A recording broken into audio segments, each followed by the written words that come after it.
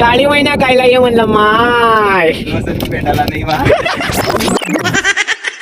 तर रामराम मंडळी, गड्ड्याने सांगितल्याप्रमाणे आपण जातोय काळी महिना तोडण्यासाठी. तुमच्याकडे यांना काय म्हणतात तेवढं नक्की सांगा. तर याचे झाडं काही गावात उगत नाही, त्याच्यासाठी आपल्याला डोंगराळ भागात किंवा जंगलच्या एरियामध्ये जावं लागणार. शिवा मी आणि आपला परमेश्वर केला आम्ही निघालो महादेवच्या बर्डीकडे. जवळपास अर्धा एक तास शोधल्यानंतर सुद्धा आम्हाला काळी महिना झाडावर भेटले नाही, कारण याची विक्री करणारे आधीच तोडून घेऊन गेलेले होते. त्या ठिकाणी तडस, हरिण आणि रानडुक्कर यांच्या पायांचे आम्हाला ठसे दिसले, त्याच्यामुळे आम्ही हातात पटापट काड्या घेऊन घेतल्या. नको म्हटलं उपाधी. काळी महिन्यात काही भेटले नाही, म्हटलं चला मग बघू थोडं अजून मध्ये जाऊन. पण हे दोघं या ठिकाणी असे फिरत होते जसं काही डब्बे भरून दोन्ही टाइम येतात या ठिकाणी. आता मी काय सांगायचा प्रयत्न करते ते तुम्हीच समजून घ्या, जाऊ द्या. फिरता फिरता आम्ही अशा ठिकाणी येऊन पोहोचलो ज्या ठिकाणी रानडुकर बसतात. आजूबाजूला निरीक्षण केल्यानंतर आम्हाला एक गुफा दिसली. कदाचित रानडुकरांचं घर किंवा कोणत्या दुसऱ्या प्राण्याचं घर असेल आणि कोणीतरी ते बंद करून दिलेलं असेल. आणि एखाद्या मुख्य प्राण्याचं घर असं उद्ध्वस्त करताना लोकांना काय चांगलं वाटत असेल बरं. असो, पण आम्ही ती गुफा ओपन करून दिली म्हणजे पुढच्या वेळेस तो येऊ शकतो. आता बघा गड्डा काय काळी महिना कायला ये म्हणलं माय. भेटायला नाही बा.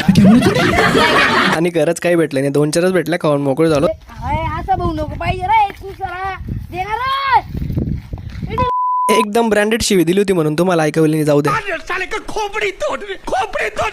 अजून थोडं फिरलो असतो, मजा मस्ती केली असती, पण आपला पार्सलवाल्याचा कॉल येऊन गेला. मग मी पटकन येऊन पोहोचलो, पार्सल वगैरे रिसीव्ह केलं, अनबॉक्सिंग केली. तुम्ही पण चॅनलला पटापट सबस्क्राईब करून घ्या आणि इंस्टाला पण फॉलो करून घ्या. भेटू मग पुढच्या ब्लॉगमध्ये. जय श्रीराम.